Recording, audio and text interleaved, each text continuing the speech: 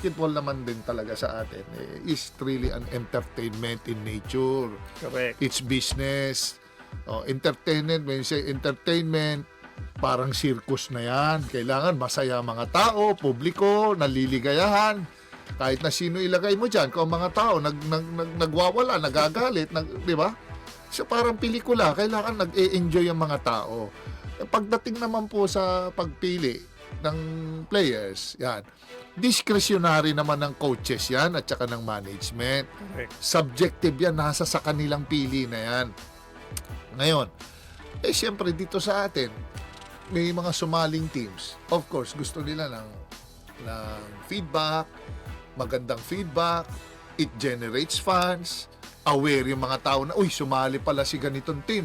Abangan nga natin, uy, nandun yung vlogger na si Kwan. Nakakadagdag ng pare yun ng pala Nakakadagdag ng, uy, tingnan nga natin, panoorin mo ilang minuto.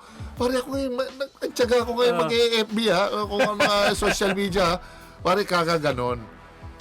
Well, ang ano sa kasi, yan, para sa akin, masyadong subjective kung ihahatulan mo kagad yung mga vloggers kasi may mga artista naman na hindi din kagalingan. Pero ba't nilalagay ron? Baka siguro sa isang basketball team kasi kung 15 ang lineup, para ilan ba kayo? 12, 15? 15 To play. To play. Oh, pare. Hanggang 25 muna ngayon ang lineup. Hindi naman lahat sa 15. Lahat, Yan oo. Meron ka naman na 3 na, kumbaga sa kwan ni Pandulo. Kumbaga sa oy, tambak na ng 15.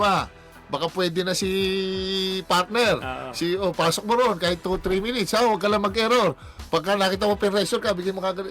Pwede ka ilagay ng coach sa sitwasyon na effective ka. O tamba ka na. Huwag lang ipasok sa dikdikan sa crucial. Kasi pagka crucial, pinasok mo yung vlogger.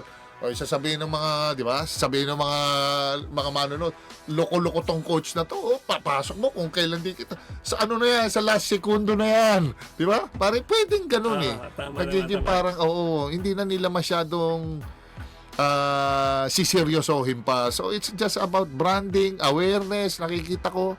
Para sa mga fans yan, nilo-localize lang nila yung team nila na magkaroon ng amor siguro yung lugar na nire-represent nila o distrito.